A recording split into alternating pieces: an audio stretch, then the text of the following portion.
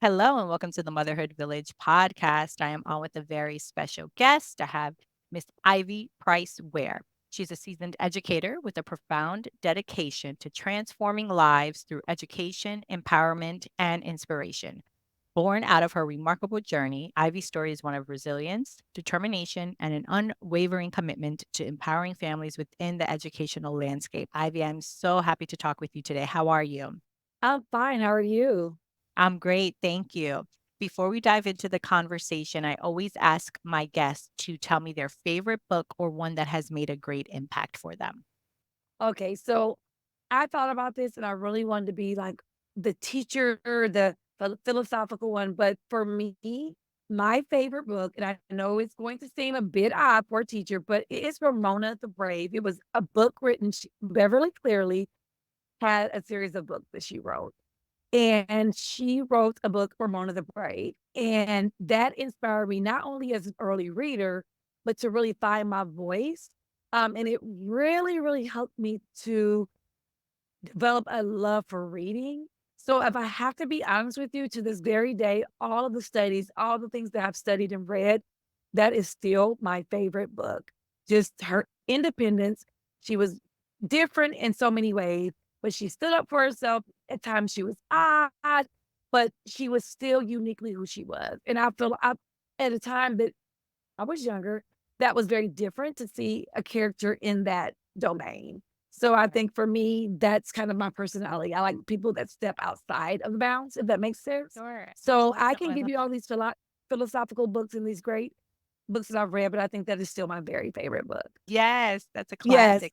Yes. Okay, so let's jump in. So your journey from being a former foster child and teenage mother to becoming a seasoned educator and inspirational figure is truly remarkable.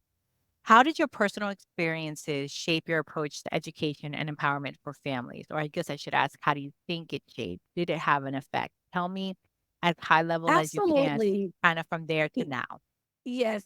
After enduring, childhood trauma to the extent that I did, and it was several different areas that created trauma for me, it became integral for me to see how education would provide for me. Showing up and dealing with things at home, such as drugs in your home or abuse in your home, as far as, domestic violence, being in a home where you have a single mother that struggles with poverty, all of those things, witnessing, a murder when I was a child, all those things are very, very much what we can see in education, but we're not as educators trained to identify and even tend to those matters. So growing up with that, I always look for an opportunity to have a safe space in school. And at times there were safe spaces offered, but then there were times where they're not. There were many times where there were or there weren't any people that I felt like that understood uniquely where I was coming from. So that became crucial in my journey as an educator to really deal with those things that we don't talk about, we don't deal with in education. Like we give the disparities, we give the statistics, we talk about students that endure trauma, we talk about students that deal with racial inequalities, we talk about students that arrive in school with poverty, but we don't really have a remedy for it. We don't really have approaches for it. We're trying to attack it in education, but it's not there. So my unique experience, I think, because we all enter as educators with our own pedagogy, and that's our own unique experiences that we bring into teaching. So I think that definitely translated over into my educational experience, and it is something that I often implement it in my everyday teaching practices. You checking on children, just temperature checks in the very beginning of the day, like how was your night, how was your day, just kind of trying to get that feel of where the students were coming from because I understood, obviously, being in an urban area, that I was dealing with students that could be coming from various different situations as I did. Oh my gosh, yeah, that's so profound. I think, yeah, basically, in essence, what you're saying is you wanted to give the help that you felt didn't necessarily, yeah, happen for you. So Now you're in a position to flip on it. exactly, and I think for me, being able to push through the adversity and even the adversity of being a single mom and still persevering, not only a single mom once, but twice in high school, still remaining in honors classes, I was able to Wow. start to see at that point that education wasn't going to educate me. I was going to apply the pressure to the education system, although I felt like it wasn't meant to work for me, especially with where I was coming from. Yeah, of course, because we know Yeah, in the urban areas, low income areas, underserved absolutely. communities, people of color communities, all the communities in that nature, it's pushed against them, right? Or against us, Right. right? And so the So, fact yes. that you took that and said, okay, I'm going to flip the script and I'm going to take it to my betterment and do, I think is so commendable. And Yeah. because of that, I want you to talk about what advice do you have for parents and families that might be in your same situation and are trying to overcome significant challenges, especially from disadvantaged backgrounds? Because I'll just say a quick story. So my son is currently in a Title I school, and I didn't Okay. really know what Title I meant. I didn't even think that Mhm. I didn't know until I got there, and I was like, "Wait, why don't they Yes. have certain programs? Why don't they have certain things?" So then it's not Mhm. until I found out, I'm like, "Oh, well, because, it's a school that where a lot of the students come from low income backgrounds, right? And it's a Absolutely. charter Yeah. school. Letter A school, that's what I meant to say. It's a A school. My son has gotten great education, but I see the program is limited, right? The programming, enrichment programs is limiting that maybe another school Right. would get. So I see that the parents, though, makes sense that they can't be actively involved because they might be single parents trying to And working, run yes. exactly. So I guess, yeah, in part with that, for a parent listening to this, that could be like, "Yeah, Ivy, I get it, and you did it, and that's inspirational." What tips, strategies, or what things that you think that if someone listening to this can use for themselves to say, "I hear you, I see you, and these are some things you can start implementing now." Okay, the first thing is to communicate with the school. And if you're not confident enough to communicate alone, you can definitely seek out organizations like myself that help with that communication or communicating starting with the teacher. If you don't get the results there, reach out to maybe the counselor. But I think the most important thing for families to understand is that they have a voice and it's well within their right. And a lot of parents that come from disadvantaged backgrounds do not believe that. When you're coming from disadvantaged backgrounds, we're told everything. Well, they did this, they said this, the school told me to do this. But in disadvantaged, we don't understand the true authority that we have as the parent. So communicating with the school. And I do provide that training on how to communicate, the different tiers that you communicate, depending on what your actual issue is. So I could say you would start out with the building principal, but it depends on the unique situation of the parent. But it's always important to start off with communicating. Let them know the first day of school. Send an email. Hey, my name is, Ivy, and my child's in third grade, and I want to be involved this year. If you can let me know anything that I can do, but just starting opening up communication with the schools is very important. And I don't think parents sometimes, all parents, some parents just don't realize how important the communication piece is. And then that the first start is to communicate. Make sure they hear your voice. They know that you're there. If you work Okay. second shift, let them know, like, hey, you may call me during the day and you may think that I don't care, but I'm working 2 to 11. But is it okay if I call you at 7 in the morning right before your first bell starts to discuss something about my child? So kind of give them your availability and what you have. But communication is key, I think, when you're starting to engage in wanting movement when it comes to your children. I love that because, yeah, to your point, a teacher may seem like, "Oh, she's just blowing me off. She never comes to the morning breakfast or they never Right. come to these Mhm. events." And it's like, "No, it's Absolutely. because I'm working the night shift." Ah, Right. I love Eh, that. I love that. yes. Yeah. So communicating and just letting the teachers know, that key because you nailed it. Like you're already nailing some of my key points. A lot of times teachers they have a perception when parents are not communicating because if you're coming from a middle class, background, you don't understand all the different things that one parent might be having to do with being single, working sometimes two shifts. You don't Correct. understand that, but the communication from the parent is key in these types of situations and many I wanna more. Yeah, I wanna say also maybe what are some misconceptions, because I know you're so passionate about the advocacy part of it, especially for education, for parents to know that there is someone, because you said your first point was to, hey, to reach out to organizations like myself, reach out to someone like me who can advocate. What are misconceptions of what an advocate does? Why don't you talk about that what you don't do? It's like, this is what I can do for you or someone like me, and this is what we don't do. You know what? It's so weird. I can't say what I won't do because that's the shorter list. I have found myself communicating completely for parents. Love I've it. found myself being the bridge between the parent and the school, like interpreting for the educators and conveying like what they're saying to the parent and Sure. interpreting for the parent.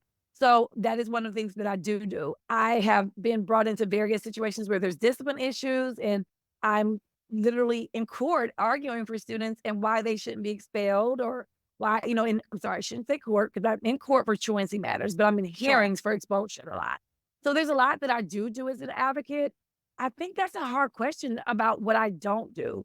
Or I think for me, like, misconceptions of what they think they miscon might see. Yeah, yeah, like a misconception, like, someone might come and like, "Oh, here she is, she's advocating." Where what I would imagine I more think than the anything. misconception is Go ahead. people think that I just argue and it's very No, confrontational, and for me, it is at times, it can be very uncomfortable because when you talk about your children and things that are important and matters that might be very impactful and can be detrimental, it does become uncomfortable conversations at times.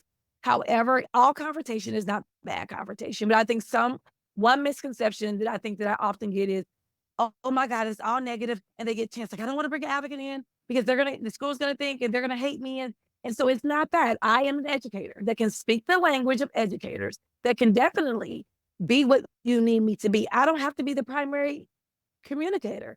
I can sit in the meeting and take notes for you, and we can leave the meeting and I can let you know this is what I found if you don't want me to speak. So an advocate really serves the parent, if that makes sense. So of it's course. based on what each parent needs. So I think the misconception could be that it's like confrontational, like, and it could be extremely like stressful.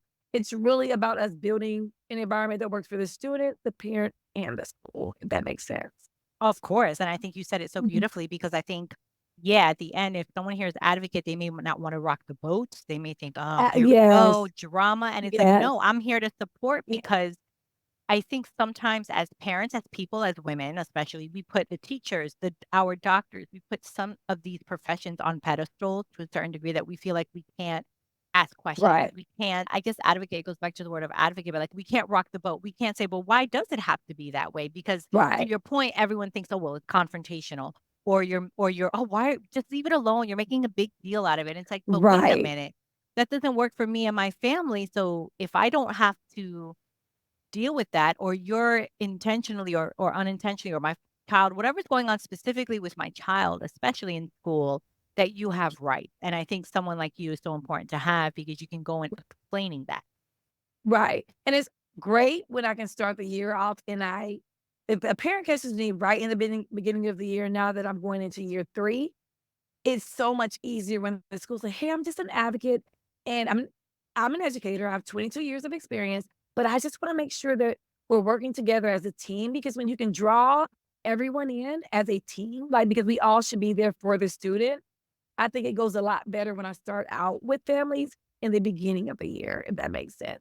Because the school kind of like, "Hey," when you get the early introduction versus when I'm brought in the middle of the year and a child has been expelled and I know there's Yeah, certain rights and things that they have to do, but it works out either way. I think, I love it. we're still getting the results that we need for our children. Of course. So I know you mentioned the first thing is it always boils down to education and communication. You only Right, know what you know. So as parents, this is why I do the podcast, educate yourself. And to your other point is communicate, right? People can't read minds, people could have assumptions. Now, why don't you tell my listeners through some of the work that you do, but the services that you provide. So I know you say you can go and be an advocate. Talk to me about like that process. Do they reach out to you? When is a good time to have an advocate? Is it for even an IEP? Like, talk to me about that process for someone listening that would be a good match for you. I think a good time to have an advocate is anytime you feel like, for example, if you go to the doctor, most of us we're not doctors. So we are asking questions. We need someone to explain what's happening to us because we're not, no, I'm not a doctor. So I think a good time to have an advocate is if you don't understand what's going on. If you need help interpreting or understanding. I have a tremendous amount of students that are on IEPs. And I sit in the meetings and we're just discussing, we're going through the goals and objectives, and I'm looking at data to make sure that the objectives is matching the data because you can't measure things that you can't have an objective without data. So when I understand that, like just being a veteran educator, like how we should set goals based on data because data is crucial when you're dealing with your students. So I think the IEP process, definitely, if you just have me there just to help you understand like the different things. There's several different acronyms that are happening in education. And sometimes they throw them out there and it's like the parents are like overwhelmed. Not to mention when you enter an IEP meeting, there is minimal going to be like 7 people at the table. And most parents are intimidated by that. They don't know how to voice themselves when you have 7 educators saying one thing. but just having someone there that can speak the language and help understand, like, okay, this is what this means. So they're falling in the 25th percentile. So that means that out of 100 students, 75% of the students will perform higher than your child. So right there around the 25%, we're looking for anything below 25%. They're starting to qualify for like those services because they're trending on norm reference style testing. They're trending outside of the norm, which is 25 to 75%. So just being there to really kind of guide them through questions and things that they may not know to ask has been a huge benefit for many of my families that have these IEPs. Yeah, no, I think and I'll tell you a quick story, and I think I've already mentioned it on the podcast. I might have even been dealing with it when you and I got connected about going back to my son. So there was a substitute and it turned into this whole big thing. But the reason why I want to give this example because I knew what to do or felt compelled to do because I've talked to experts like you, right? I've talked to therapists. Right. I've talked to enough to know that wait, I can advocate for my child. Like I don't have to take this. Right. So, long story short, my son was just there was just some stuff going on with the substitute, and come to find out there was fear-based. There was some fear-based discipline going on, and he was just scared. He was never getting in trouble when his regular teacher was there. Now he's getting in trouble. So his nervous system was out of whack, just Right. done. Didn't want to go to school. He's sick. I had to write an email basically to say, listen, it's not a behavioral issue. It's an issue because he's scared of this teacher, right? Because they wanted to make it all that it was a behavioral thing and getting in trouble. And I'm like, Mhm. no, no, no, no, no. We're not going to mark him as a bad child. He's 6 and his nervous system is out of whack because she's threatening XYZ. So my whole point of that is, but not everyone knows that, right? So some parents Right. can sit there and be like, all right, you're being a trouble in class. No, you're getting in trouble. And then it exasperates when that wasn't maybe what to begin with from the first place. I really felt compelled to have this conversation with you because I wanted parents to know that there are people like you out there fighting and saying, no, you don't necessarily have to take that. And not only that, to dig deeper, if your child is getting in trouble, find out more. Maybe it's not what you think, like find out more. And I encourage all parents that if they are having a student, if their child is having discipline problems, the moment you think there's a problem, it needs to be addressed. Because more than likely, there's something else underlying happening with the child's educational experience. And as you said, it wasn't that he was being a behavior problem. It was that there was anxiety associated probably with the transition of having a new teacher, which many students have Yes. anxiety when there's a transition or teachers out or absent. And that's something that's not considered. So I think, children are often labeled, and if the parent doesn't know like how to advocate, then your child's labeled as bad. But no, it's really he doesn't do well with transition. So I think that's great for parents to understand. And I encourage all my parents when they call me, I immediately wanna know every single thing, like, I spend time with them, like, Yes. "Okay, tell me what's going on here." I wanna know the data, I wanna know the behavior concerns, I want to know everything. That Yes. way, I have a full understanding, and when we have these big, big, big meetings, I'm able to I have a clear picture of what the parent is saying the student is presenting, and then I know how to challenge the school in a way like, "Hey, I don't think you're looking at this the right way.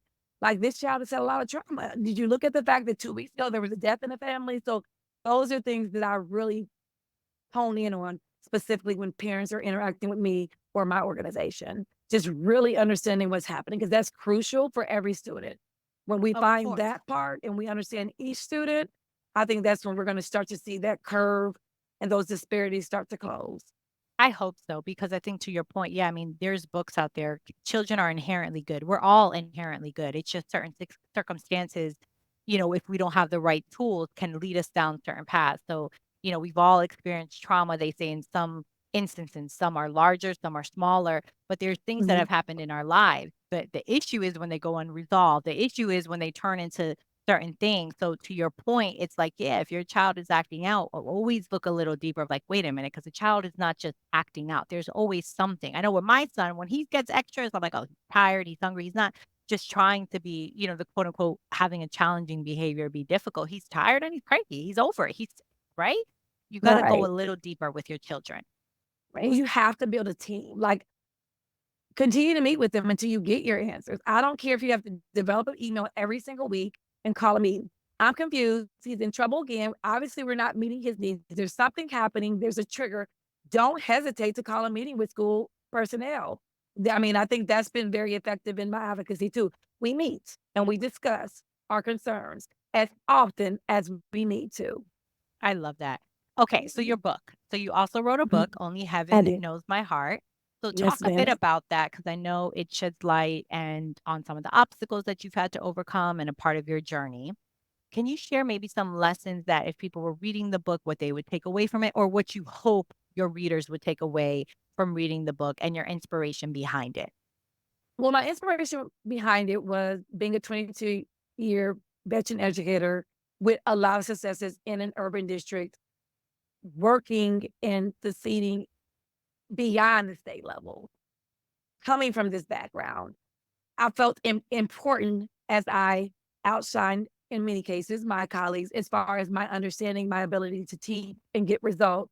I felt it was time for me to tell the story of this little Black girl that came through this very traumatic childhood, entered into teen pregnancy, went into college at 18 with 2 children, went to college with a master's at 24 with 4 children, and still was able to come into a field and thrive. And I want people to see that as a success story because if one child sees that has struggled, I don't care if they had as many struggles as I had, because when my book starts out, it's very raw. I don't hold back on some of the things that I endured. However, if you can make the connection between something that you're enduring as a child and you can see where I landed as an educator, that is what I want my babies. I want teachers to read my book and know, like, wow, I didn't retire early because I had to. I retired because I'm doing the work that I love.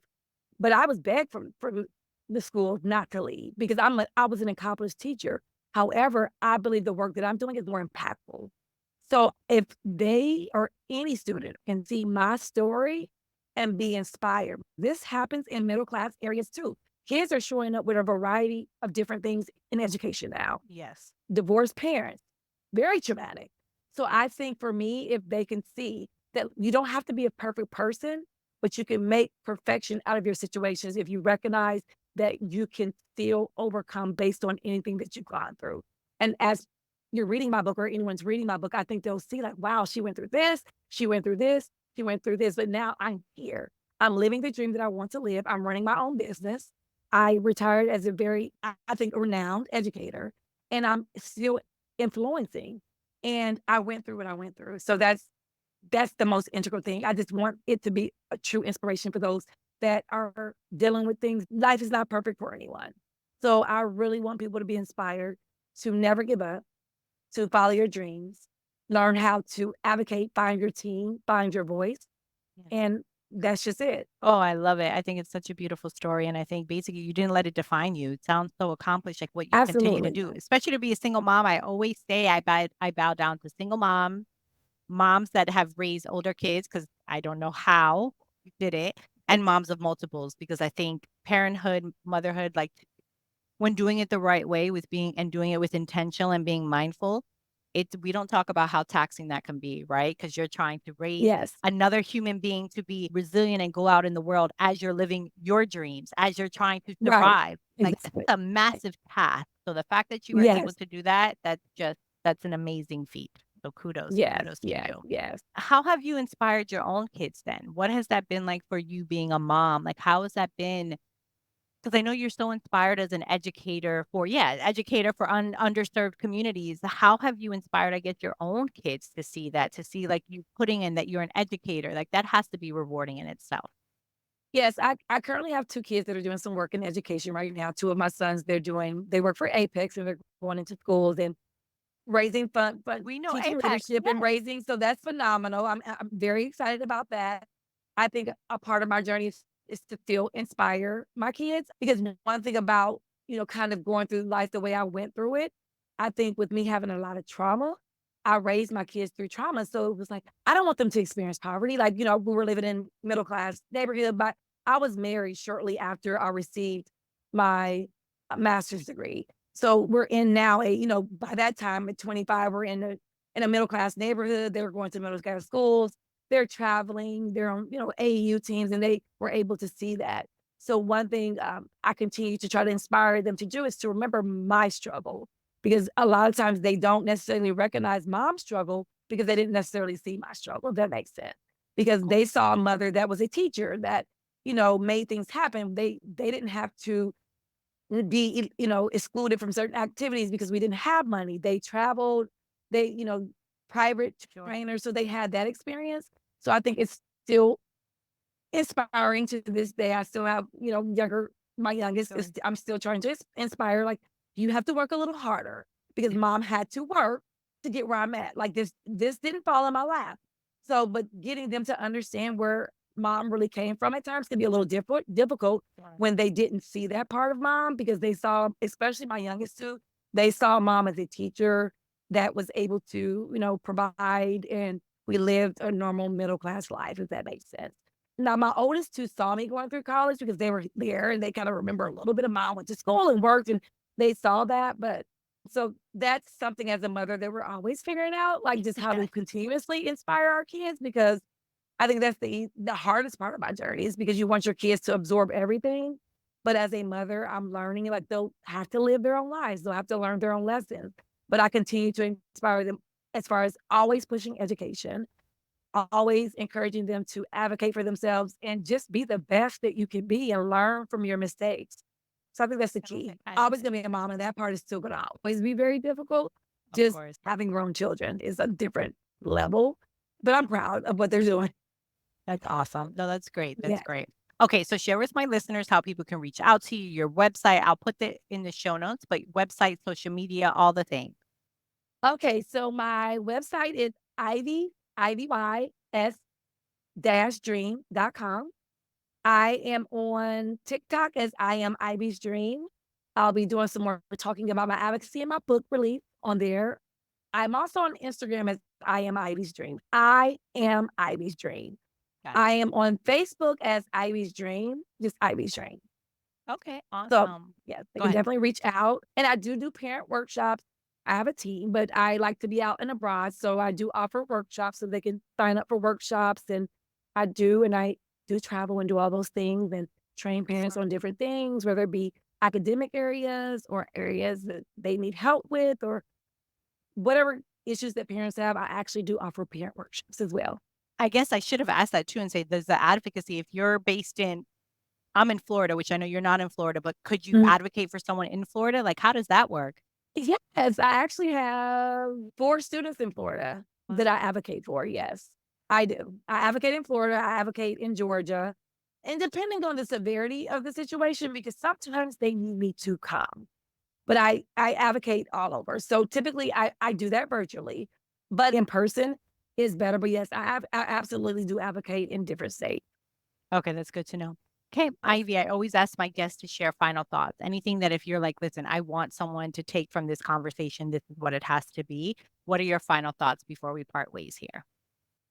I think my final thoughts to all the parents, because I know you have a huge parent follower, is to always know that you are the most important person in your child's life, and it is okay to be the helicopter parent when it comes to your child. I am with you, for you. You don't have to use Ivy's dream, but it is really okay for you to be the number one supporter and advocate for your child. I love that. And advocate and I love the helicopter parent, especially when it comes to their Yes, education, because who else is going to yes, do that for them if they don't? right. If you don't do it, you can't expect anyone else to do it. Yes. Thank you so much, Ivy, for coming on, for sharing your story, for the work that you do and continue to do. I Thank will you for support. having I'm me. sure we'll do something in the future anytime my brain works. So thank you so much and continued blessings to you for love and light. Thank you. And thank you so much for having me. I appreciate your time.